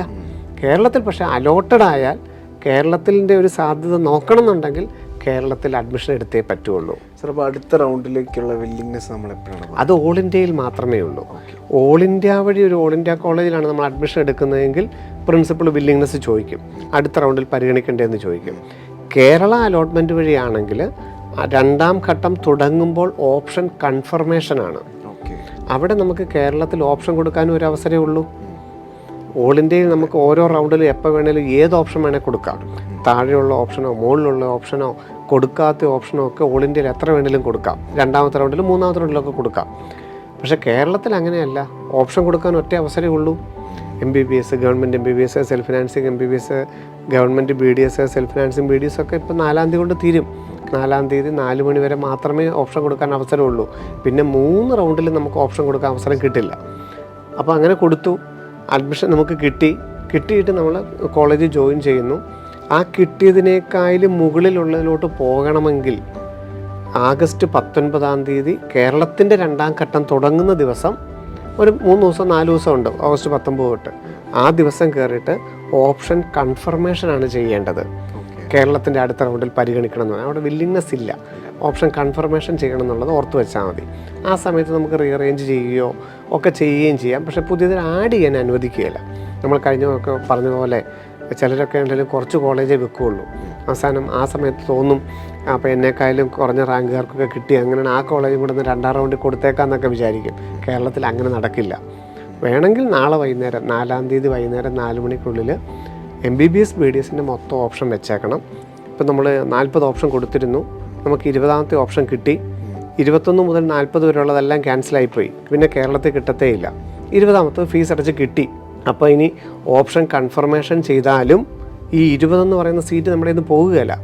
ഇപ്പോൾ ഗോകുലത്തിൽ MBBSന് ചേർന്നിട്ടുണ്ടെങ്കിൽ, ഫീസ് അടച്ച് ചേർന്നിട്ടുണ്ടെങ്കിൽ അതിന് പോവില്ല. അത് പോകുന്നത് എപ്പോഴാണ് പോവുക? 2ാം ഘട്ടത്തിൽ ഓപ്ഷൻ കൺഫർമേഷൻ നടത്തുകയും മറ്റൊരു സീറ്റ് കിട്ടിയാൽ മാത്രമേ ഈ സീറ്റ് പോവുകയുള്ളൂ. അപ്പോൾ കുട്ടികൾക്ക് ഓപ്ഷൻ കൺഫർമേഷൻ നടത്തുന്നത് പേടിക്കൊന്നും വേണ്ട, മുകളിലോട്ടല്ലേ കിട്ടുകയുള്ളൂ. അതുകൊണ്ട് ഓപ്ഷൻ കൺഫർമേഷൻ നടത്തി കഴിഞ്ഞിട്ട് ഒരു സീറ്റ് കിട്ടിയാൽ മാത്രമേ ഇത് പോവുകയുള്ളൂ. ഇനി അങ്ങനെ വേണ്ടാന്നുണ്ടെങ്കിൽ റീഅറേഞ്ച് ചെയ്യാൻ, ഹയർ ഓപ്ഷൻ റീഅറേഞ്ച് ചെയ്യാനൊക്കെ അവസരം കിട്ടുകയും ചെയ്യും. ഇനി നമുക്ക് എല്ലാം നിലനിർത്തണമെന്നുള്ളതാണെന്നുണ്ടെങ്കിൽ നമ്മൾ വെറുതെ ആഗസ്റ്റ് 19, 20, 21 കയറിയിട്ട് ഓപ്ഷൻ കൺഫർമേഷൻ കൊടുത്താൽ മതി. അതിന് ജസ്റ്റ് ലോഗിൻ ചെയ്തിട്ട് ആ OTP വരും. OTP വന്നു കഴിയുമ്പോഴേ ഓപ്ഷനിൽ പങ്കെടുക്കാൻ താല്പര്യമുണ്ടെങ്കിൽ എസ് എന്ന് പറഞ്ഞാൽ മാത്രം മതി, എല്ലാത്തിലും പരിഗണിച്ചോളും. അത് എളുപ്പമുള്ള രീതിയാണ്. അപ്പോൾ ഇങ്ങനെയാണ് ഓൾ ഇന്ത്യ അലോട്ട്മെൻറ്റ് ഫസ്റ്റ് റൗണ്ടിനെയും കേരള അലോട്ട്മെൻറ്റ് ഫസ്റ്റ് റൗണ്ടിനെയും വിദ്യാർത്ഥികൾ സമീപിക്കേണ്ടത്. ഓൾ ഇന്ത്യ വഴിയാണെങ്കിൽ കോളേജിൽ ചെന്ന് ഫീസ് അടയ്ക്കണം, കേരള വഴിയാണെങ്കിൽ ഫീസ് അടച്ചിട്ടാണ് പോകുന്നതെന്ന് ഓർത്താൽ മതി. ഓൾ ഇന്ത്യയിൽ നമ്മൾ അഡ്മിഷൻ എടുത്തില്ലെങ്കിലും നമുക്കൊന്നും നഷ്ടമാകുകയില്ല, ആ സീറ്റ് പോയെന്നേ ഉള്ളൂ. പക്ഷേ കേരളത്തിൽ അങ്ങനെയല്ല, നമുക്ക് പിന്നെ തുടർന്ന് പങ്കെടുപ്പിക്കുകയില്ല എന്നുള്ളത് പ്രധാനപ്പെട്ടത് ഓർത്തിരിക്കണം. സാർ, ഇപ്പോൾ കേരളത്തിലൊരു സീറ്റ് കിട്ടിയില്ല, ഓൾ ഇന്ത്യയിൽ ഒരു സീറ്റ് കിട്ടി, അങ്ങനെ ഒരു സാഹചര്യത്തിലുള്ള വിദ്യാർത്ഥി എങ്ങനെ രണ്ടാം? ഇപ്പം ചിലർക്ക്, ഒരു ഭൂരിഭാഗം പേർക്കും കേരളത്തിൽ തന്നെ ഒരു സീറ്റ് കിട്ടുക എന്നുള്ള ആഗ്രഹിക്കുന്നത്. അപ്പോൾ അവരെന്ത് ചെയ്തു? ഓൾ ഇന്ത്യയുടെ ഫസ്റ്റ് റൗണ്ട് ഫ്രീ എക്സിറ്റ് എടുത്തില്ല, കേരളത്തിൻ്റെ ഫസ്റ്റ് റൗണ്ട് വന്നപ്പോൾ കിട്ടിയില്ല. അപ്പോൾ അവരെങ്ങനെ 2ാം റൗണ്ടിനെ സമീപിക്കും? ഓൾ ഇന്ത്യയുടെ 2ാം റൗണ്ടിൽ ഒരു ഓപ്ഷൻ വെക്കുക, ഓപ്ഷൻ എല്ലാം വെച്ചിട്ട്. അപ്പോൾ പക്ഷേ കേരളത്തിൻ്റെ ഫസ്റ്റ് അലോട്ട്മെൻറ്റിൽ നമ്മൾ വന്നതിൻ്റെ ചിത്രം നമ്മുടെ മുമ്പിലുണ്ട് അല്ലേ? ലാസ്റ്റ് റാങ്ക് നമുക്ക് മുമ്പിലുണ്ട്, നമുക്ക് കിട്ടാൻ സാധ്യതയുണ്ടോ ഇല്ലയോ എന്ന് വ്യക്തമായിട്ട് അറിയാം. കേരളത്തിൽ തന്നെ പഠിക്കാനാണ് താല്പര്യം. ഓൾ ഇന്ത്യയുടെ 2ാം റൗണ്ടിൽ കേരളത്തിലെ താല്പര്യമുള്ള കോളേജ് മാത്രം വെക്കും. അല്ലെങ്കിൽ മൊത്തം കോളേജ് വെച്ചിട്ട് നമ്മൾ 2ാം റൗണ്ടിലും അഡ്മിഷൻ എടുക്കുകയില്ല. നമ്മുടെ പൈസ രജിസ്ട്രേഷൻ ഫീസ് പോയെന്നേ ഉള്ളൂ, ഒരു സീറ്റ് ഇവിടെ കിട്ടിയല്ലോ എന്നുള്ളൊരു സമാധാനമുണ്ട്. ഇനി അങ്ങനെയല്ല, ചിലർ പൈസ എന്നുള്ളത് പ്രധാനമല്ലേ, വെറുതെ കളയേണ്ട കാര്യമില്ലല്ലോ എന്നോർത്തുകൊണ്ട് കേരളത്തിൽ താല്പര്യമുള്ള കോളേജ് മാത്രമേ ഓൾ ഇന്ത്യയിൽ വെക്കുകയുള്ളൂ. എന്നിട്ട് അപ്പോൾ കേരളത്തിൽ ഫസ്റ്റ് റൗണ്ട് കിട്ടിയിട്ടില്ല, അവരെന്ത് ചെയ്യും? 2ാം ഘട്ടത്തിലും അവർക്കും പങ്കെടുക്കാം. അപ്പോൾ കേരളത്തിൻ്റെ 2ാം ഘട്ടത്തിൽ പങ്കെടുക്കണമെങ്കിൽ ആദ്യഘട്ടത്തിൽ കിട്ടണമെന്ന് നിർബന്ധമൊന്നുമില്ല. കിട്ടിയില്ലെങ്കിലും അവർക്കും ഓപ്ഷൻ കൺഫർമേഷൻ നടത്താം, എത്ര റാങ്കുള്ളവർക്കാണേലും. ഇപ്പം കേരളത്തിൽ 1000 റാങ്കുള്ള ആളാണ്, ഓൾ ഇന്ത്യ കൊടുത്തിട്ടൊന്നുമില്ല, കേരളം വഴി പോകാനാണ് താല്പര്യം, പക്ഷേ ഫസ്റ്റ് റൗണ്ടിൽ കിട്ടിയില്ല, 2ാം റൗണ്ടിൽ പങ്കെടുക്കാം, ഓപ്ഷൻ കൺഫർമേഷൻ നടത്താം. ആ ഓപ്ഷൻ എല്ലാം അവിടെ അവൈലബിൾ ഉണ്ട്, പുതിയതായിട്ട് കൊടുക്കാനൊന്നും പറ്റില്ല. ആദ്യ റൗണ്ടിൽ കൊടുത്ത ഓപ്ഷൻ എല്ലാം അവിടെയുണ്ട്, അത് കൺഫർമേഷൻ നടത്താം. അതുപോലെ തന്നെ ഒരു 10,000 റാങ്ക് 20,000 റാങ്കുള്ള ഒരാൾക്ക് MBBS ഒക്കെ വെച്ചിട്ടുണ്ടായിരുന്നു, കിട്ടിയില്ല. അപ്പോൾ യാതൊന്നും പേടിക്കേണ്ട കാര്യമില്ല. 2ാം ഘട്ടത്തിൽ അവർക്ക് ഓപ്ഷൻ കൺഫർമേഷൻ നടത്താം. അവർക്ക് കിട്ടാൻ അർഹതയുണ്ടെങ്കിൽ 2ാമത്തെ റൗണ്ടിൽ കിട്ടും. അപ്പോൾ അത് നോക്കണം, ലാസ്റ്റ് റാങ്ക് വെച്ചിട്ട് കിട്ടാൻ അർഹതയുണ്ടോ എന്ന് നോക്കണം. ഉണ്ടെങ്കിൽ 2ാം റൗണ്ടിൽ അവരെ പരിഗണിച്ചോളൂ. അപ്പോൾ ആദ്യത്തെ റൗണ്ട് കിട്ടിയില്ല എന്നോർത്ത് പേടിക്കേണ്ട കാര്യമൊന്നുമില്ല. കിട്ടിയില്ലെങ്കിലും 2ാമത്തെ റൗണ്ടിൽ ഓപ്ഷൻ കൺഫർമേഷൻ നടത്തി നമുക്ക് കേരളത്തിൻ്റെ അലോട്ട്മെൻറ്റിൽ അഡ്മിഷൻ എടുക്കാം. ഇനി നടക്കാൻ പോകുന്നത് ഓൾ ഇന്ത്യയുടെ 2ാം ഘട്ടം. അപ്പോൾ ഓൾ ഇന്ത്യയുടെ ആദ്യത്തെ രണ്ട് റൗണ്ടുകളെക്കുറിച്ച് നമ്മൾ പറഞ്ഞു. ഇനിയുള്ളത് ഓൾ ഇന്ത്യയുടെ 2ാം റൗണ്ടാണ്. അപ്പോൾ അവിടെ അത് ചിലപ്പോൾ ഓൾ ഇന്ത്യയിൽ നിന്ന് മാറി വരുന്നവരായിരിക്കാം, അല്ലെങ്കിൽ കേരളത്തിൽ നിന്ന് അങ്ങോട്ട് മാറാവുന്നവരായിരിക്കാം. അപ്പോൾ അത് നമ്മൾ അടുത്ത എപ്പിസോഡിൽ, അടുത്ത ഞായറാഴ്ച നമുക്ക് ഡീറ്റെയിൽ ആയിട്ട് ഡിസ്കസ് ചെയ്യാം. അപ്പോൾ ആദ്യം നമ്മളെ സംബന്ധിച്ചോളം നമുക്കൊരു സീറ്റ് കിട്ടുക എന്നുള്ളതാണ് അല്ലേ, നീറ്റിന് ഇത്രയും നമ്മൾ കഷ്ടപ്പെട്ട് പഠിച്ചു, അപ്പോൾ ഒരു സീറ്റ് കിട്ടുക എന്നുള്ളതാണ് ആദ്യത്തെ ഒരു കാര്യം. അപ്പം എത്ര റാങ്ക് വരെയുള്ളവർക്ക് കിട്ടി, ഇനി എത്ര പേർക്ക് കിട്ടാനുള്ള സാധ്യതയുണ്ട്, കേരളത്തിൽ ആർക്കൊക്കെ നിൽക്കാൻ പറ്റും, ഓരോ കാറ്റഗറി അനുസരിച്ചൊക്കെ എനിക്ക് തോന്നുന്നു അടുത്ത എപ്പിസോഡിൽ, അടുത്ത ഞായറാഴ്ച നമുക്ക് കൃത്യമായിട്ട് പറയാൻ സാധിക്കും. അപ്പോൾ അതൊക്കെ നമുക്ക് അടുത്ത ഓൾ ഇന്ത്യയുടെ 2ാം ഘട്ടത്തിനെയും കേരളത്തിൻ്റെ 2ാം ഘട്ടത്തിനെയും എങ്ങനെ സമീപിക്കണം എന്നുള്ളത് അടുത്ത ആഴ്ച നമുക്ക് ചർച്ച ചെയ്യാം. സാർ, ഇപ്പോൾ അഗ്രികൾച്ചർ, വെറ്റിനറി, ആയുർവേദം പോലുള്ള കോഴ്സുകൾ, അലൈഡ് കോഴ്സുകളെല്ലാം ഉണ്ട്. അപ്പോൾ അവർക്ക് എങ്ങനെയാണ് ഈ ഒരു അലോട്ട്മെൻറ്റിൻ്റെ ഭാഗമാകാൻ സാധിക്കും? ഇപ്പം ഈ കേരളത്തിലെ MBBS BDSൻ്റെ അലോട്ട്മെൻറ്റ് ഈ 12-ാം തീയതിയാണ് ലാസ്റ്റ് ഡേറ്റ് ചേരാനായിട്ട്. അത് ഏതാണ്ട് 10-ാം തീയതി അല്ലെ 12-ാം തീയതിയോടുകൂടി കേരള അലൈഡ് കോഴ്സുകളുടെ ഓപ്ഷൻ രജിസ്ട്രേഷൻ ആരംഭിക്കും. അഗ്രികൾച്ചർ, വെറ്റിനറി, ആയുർവേദം പോലുള്ള 11 കോഴ്സുകൾ, BPharmൻ്റെ റാങ്ക് വെച്ചിട്ട് BPharmൻ്റെ കോഴ്സ് ആർക്കും പങ്കെടുക്കാം. ഈ MBBS BDSൻ്റെ ഇതേ സൈറ്റ് തന്നെയാണ്, ce.kerala.gov.in സൈറ്റ് തന്നെയാണ്. 5000 രൂപ തന്നെയാണ് രജിസ്ട്രേഷൻ ഫീസ്. അപ്പോൾ MBBS BDS പങ്കെടുത്തു, 5000 അടച്ചു. അപ്പോൾ അഡ്മിഷൻ ഒന്നും കിട്ടിയില്ല എന്നുണ്ടെങ്കിൽ ആ 5000 വെച്ച് തന്നെ അഗ്രികൾച്ചറും വെറ്റിനറി കൊടുക്കാം. അതല്ല അഡ്മിഷൻ കിട്ടിയെന്നുണ്ടെങ്കിൽ രജിസ്ട്രേഷൻ ഫീസ് അടച്ചിട്ടാണെങ്കിൽ അഗ്രികൾച്ചർ വെറ്റിനറി കൊടുക്കാം. കൊടുത്തു കഴിഞ്ഞിട്ട് അവർക്കിപ്പം ഇവിടെ ഒരു BDS കിട്ടിയ ആളാണ്, അഗ്രികൾച്ചർ കിട്ടുവാണെന്നുണ്ടെങ്കിൽ അങ്ങോട്ട് മാറാം. കാരണം ഇത് ആദ്യത്തെ റൗണ്ടല്ലേ, ഇവിടെ നിന്ന് അങ്ങോട്ട് മാറാം. ആ 11 കോഴ്സുകളിൽ ഏതൊക്കെ കോഴ്സിന് താല്പര്യമുണ്ടോ അതും വെക്കാൻ ഒരവസരമേ ഉള്ളൂ. അപ്പോൾ ഇപ്രാവശ്യം അഗ്രികൾച്ചർ വെക്കാം, ഒരു സെപ്റ്റംബർ 25 രണ്ടാം ഘട്ടം തുടങ്ങുമ്പോൾ നമുക്ക് വെറ്ററിനറി വെക്കാം. ഇതൊന്നും കിട്ടിയില്ലെങ്കിൽ ആയുർവേദം നമുക്ക് സെപ്റ്റംബറിൽ, അങ്ങനെ പറ്റില്ല. അഗ്രികൾച്ചറിനാണ് പ്രാധാന്യമെങ്കിൽ അഗ്രികൾച്ചർ വെക്കുക. അതിനുശേഷം അഗ്രികൾച്ചർ കിട്ടാത്ത സാഹചര്യത്തിൽ ഏതെങ്കിലും കോഴ്സ് വേണോ ആദ്യ റൗണ്ടിൽ വെക്കണം. പലർക്കും MBBS BDS കുറച്ചും കൂടെ ആൾക്കാർ ഫോക്കസ്ഡ് ആണ്. മറ്റേതിൽ അലൈഡ് കോഴ്സിൽ അത്രത്തോളം ഫോക്കസ്ഡ് അല്ലാത്തതുകൊണ്ട് ഇവർ കുറച്ച് കോഴ്സേ വെക്കുകയുള്ളൂ. പ്രത്യേകിച്ചും fisheries, forestry, Siddha, Unani, climate change, biotechnology പോലുള്ള 11 പ്രോഗ്രാമുകളുണ്ട്. അപ്പോൾ ഒരു ഗവൺമെൻറ് മേഖലയിലാണ് പഠിക്കേണ്ടതെങ്കിൽ ഒരു 20,000 കേരള മെഡിക്കൽ റാങ്ക് ആണെങ്കിലും ഒരു ഗവൺമെൻറ് സീറ്റ് കിട്ടും. ഫിഷറീസ്, ഫോറസ്ട്രി, അതുപോലെ തന്നെ ഈ തൃശ്ശൂർ അഗ്രികൾച്ചർ യൂണിവേഴ്സിറ്റിയുടെ കീഴിലുള്ള പ്രോഗ്രാമുകളൊക്കെ ഉണ്ട്. അപ്പോൾ ഇത് വെക്കാൻ ഒരവസരമേ ഉള്ളൂ. ഓഗസ്റ്റ് 10 ശേഷം മെഡിക്കൽ അലൈഡ് കോഴ്സുകളുടെയും BPharmൻ്റെയും അലോട്ട്മെൻറ്റ് നടക്കുമ്പം ഈ വർഷം ഒരു പ്രൊഫഷണൽ കോഴ്സിന് ചേരുന്ന എല്ലാവരും അവർക്ക് താല്പര്യമുള്ള കോഴ്സുകളെല്ലാം വെക്കണം. എല്ലാ കോഴ്സുകളും താഴോട്ടായിട്ട് വെക്കണം. പക്ഷേ അലോട്ട്മെൻറ്റ് കിട്ടിയാൽ പോകുന്നതായിരിക്കണം. എനിക്കിപ്പം ഫിഷറീസ് കിട്ടി, അയ്യോ ഇതിന് ഞാൻ പോകുന്നില്ല, വെറ്റിനറി കിട്ടിയാലേ പോകുന്നുള്ളൂ എന്ന് പറയരുത്. അങ്ങനെയാണ് അതേ വെക്കാവുള്ളൂ. അപ്പം ഓപ്ഷൻ വെക്കാൻ അവിടെയും ഒരവസരമേ ഉള്ളൂ. അതും ഇത് കഴിഞ്ഞാൽ ഉടനെ തന്നെ തുടങ്ങും. പിന്നെ ഏതാണ്ട് 20-ാം തീയതിയോടുകൂടി ICAR അഡ്മിഷൻ, അതായത് CUET എഴുതിയിട്ടുണ്ട് നമ്മുടെ കുട്ടികൾ. CUETയുടെ ഫിസിക്സ്, കെമിസ്ട്രി, ബയോളജി അല്ലെ ഫിസിക്സ്, കെമിസ്ട്രി, മാത്സ് അനുസരിച്ച് ഓൾ ഇന്ത്യ അഗ്രികൾച്ചർ തുടങ്ങും. ICAR.admission.in എന്ന വെബ്സൈറ്റ് വഴി അഗ്രികൾച്ചറും അനുബന്ധ കോഴ്സുകളും ഓൾ ഇന്ത്യ തലത്തിലുള്ളത് തുടങ്ങും. VCI അഡ്മിഷൻ, ഇന്ത്യയിലെ വെറ്റിനറി കോളേജുകളുടെ അഡ്മിഷൻ VCIയുടെ സൈറ്റ് വഴി ഓൾ ഇന്ത്യ തലത്തിൽ, അത് ആഗസ്റ്റ് അവസാനം തുടങ്ങും. ഇന്ത്യയിലെ ആയുർവേദം, ഹോമിയോ, സിദ്ധ, യുനാനി 4 പ്രോഗ്രാമുകൾക്കാണ് ആയുഷിൻ്റെ വെബ്സൈറ്റ് വഴി ഓൾ ഇന്ത്യ തലത്തിൽ അഡ്മിഷൻ. വെറ്റിനറിയും ആയുഷും നീറ്റ് സ്കോർ അനുസരിച്ചാണ്.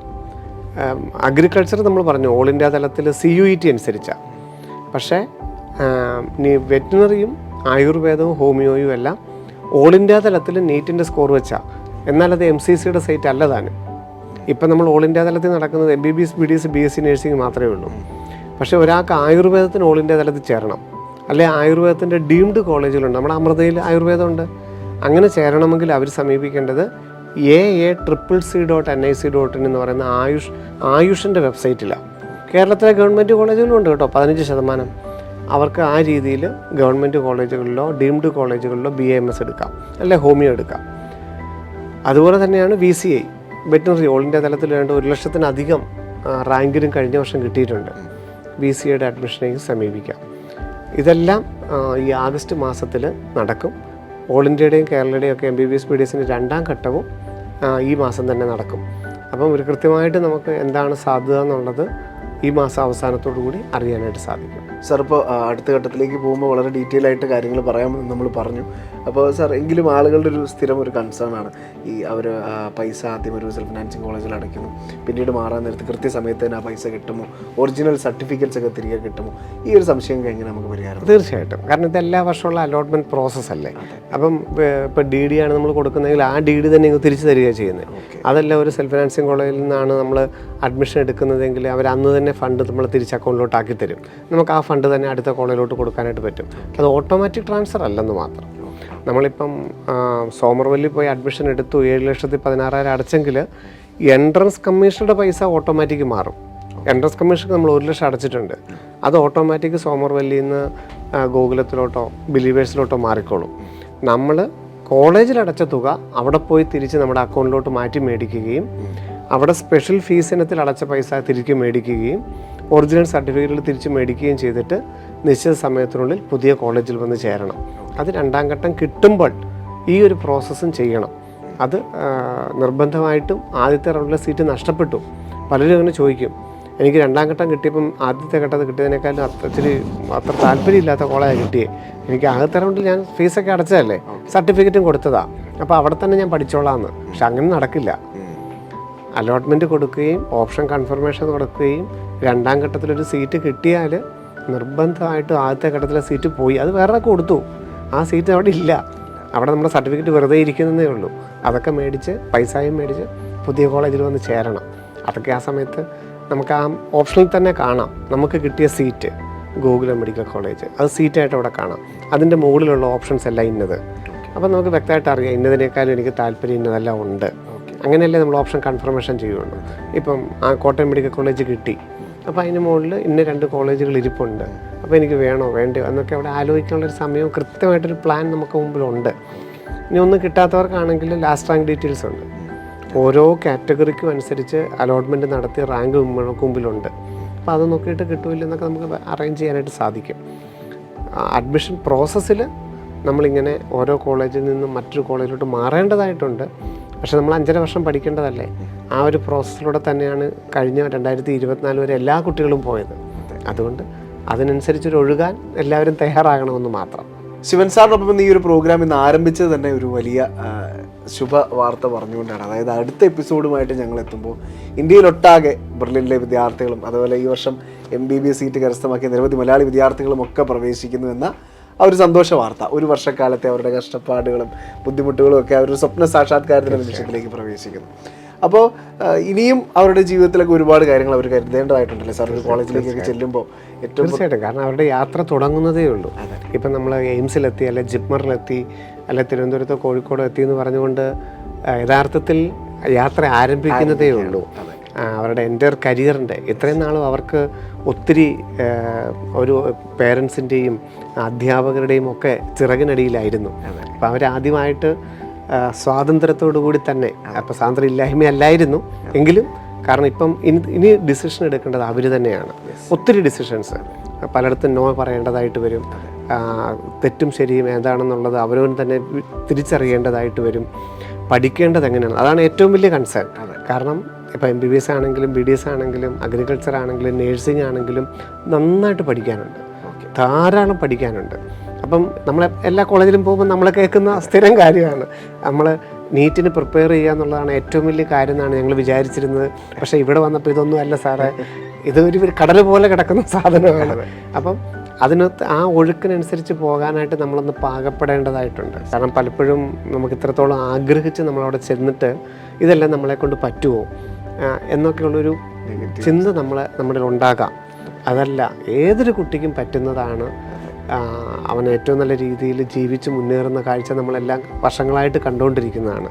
അപ്പോൾ അതിനനുസരിച്ച് ഒന്ന് തുഴഞ്ഞു കൊടുക്കാനായിട്ടുള്ളൊരു മനധൈര്യം, ഒരു ആത്മധൈര്യം ഉണ്ടാക്കിയെടുക്കുക. എങ്ങനെയാണ് പഠിക്കേണ്ടതെന്നൊക്കെ ഉള്ളത് കുറച്ച് സമയം എടുക്കും. കൃത്യമായിട്ട് പറഞ്ഞാൽ ഒരു 6 മാസക്കാലമൊക്കെ എടുക്കും. ഇതുവരെ പഠിച്ചതല്ല. കാരണം +2 വരെ പഠിച്ച പോലെ ഒരു തിയറി കാണാതെ പഠിക്കുകയോ അതിനകത്ത് കുറേ പ്രോബ്ലംസ് ചെയ്ത് നോക്കിയിട്ട് നമ്മൾ പഠിക്കുകയൊന്നും അല്ല. കണ്ടും കേട്ടും അറിഞ്ഞും വായിച്ചും മറ്റുള്ളവരോട് ചോദിച്ചും മറ്റുള്ള ഡോക്ടേഴ്സിൻ്റെ ഒക്കെ അടുത്ത് നിന്ന് പോയി ചോദിച്ചും ഒക്കെ മനസ്സിലാക്കേണ്ട വലിയൊരു ഉത്തരവാദിത്തത്തിലേക്ക് നമ്മൾ കടക്കുകയാണ്. അതുപോലെ വലിയൊരു സ്വാതന്ത്ര്യത്തിലോട്ടും വലിയൊരു ഫ്രീഡത്തിലോട്ടും നമ്മൾ കടക്കുകയാണ്. 24 മണിക്കൂർ നമ്മൾ ക്ലാസ്സൊക്കെ ഉണ്ടെന്ന് പറഞ്ഞാൽ പോലും 24 മണിക്കൂർ നമ്മൾ ഫ്രീ ആണ്, ×7. അപ്പം അതൊക്കെ ഏറ്റവും നന്നായിട്ട് ഉപയോഗിക്കാനൊക്കെ പഠിക്കേണ്ട സമയമാണ്. അപ്പം യഥാർത്ഥത്തിൽ യാത്ര തുടങ്ങുന്നതേ ഉള്ളൂ. ഏത് കോഴ്സാണെങ്കിലും ഏത് കോളേജാണെങ്കിലും അത് പറയും. ഇപ്പം MBBS മാത്രമൊന്നുമല്ല, നഴ്സിംഗ് ആണെങ്കിലും അഗ്രികൾച്ചർ ആണെങ്കിലും വെറ്റിനറി ആണെങ്കിലും ആയുർവേദ ആണെങ്കിലും ഫിഷറീസ് ആണെങ്കിലും ഫോറസ്ട്രി ആണെങ്കിലും ഡിഗ്രി പ്രോഗ്രാമുകൾ CUT-യിലൊക്കെ നമ്മുടെ ഡൽഹി യൂണിവേഴ്സിറ്റിയിലൊക്കെ എത്ര കുട്ടികളാണ്? ഏതാണ്ട് ഒരു 300-380-ലധികം കുട്ടികളാണ് ഡൽഹി യൂണിവേഴ്സിറ്റികളിലൊക്കെ വിവിധ കോളേജുകളിലായിട്ട് നമ്മുടെ കുട്ടികൾ ചെന്നിരിക്കുന്നത്. അപ്പോൾ അവരൊക്കെ ഇനിയുള്ള കാലം എന്ന് പറഞ്ഞാൽ വലിയൊരു മാറ്റത്തിൻ്റെ കാലമാണ്. അപ്പം അതിൽ ഏറ്റവും നന്നായിട്ട് അവർ പെർഫോം ചെയ്യാനായിട്ട് ശ്രമിക്കണം. അങ്ങനെ വിജയിച്ചു വന്നതാണ്. ഇപ്പോൾ തമിഴ്നാട്ടിൻ്റെയൊക്കെ ഓരോ കോളേജുകളുടെ റിസൾട്ട് എടുക്കുമ്പം നമ്മുടെ കുട്ടികളാണ് ഏറ്റവും ടോപ്പ്. ഓരോ കോളേജിൻ്റെയും സെമസ്റ്റർ വൈസ് റിസൾട്ട് എടുത്തു കഴിഞ്ഞാൽ റാങ്ക് ഹോൾഡേഴ്സ് എല്ലാം നമ്മുടെ കുട്ടികളാണ്. അപ്പം മുന്നിൽ നയിച്ചവർ, മുന്നിലൂടെ നമ്മുടെ പോയവരെല്ലാം തന്നെ വിജയിച്ചവരാണ്. അപ്പോൾ അതുകൊണ്ട് നിങ്ങൾക്കും അത് പറ്റും. യഥാർത്ഥത്തിലുള്ള യാത്ര തുടങ്ങുന്നതേ ഉള്ളൂ എന്ന് മാത്രം. അതിന് നിങ്ങൾ സ്വയം സമർപ്പിക്കാനായിട്ടും കൂടെ തയ്യാറാകണം എന്നുള്ളത് മാത്രമേ ഉള്ളൂ.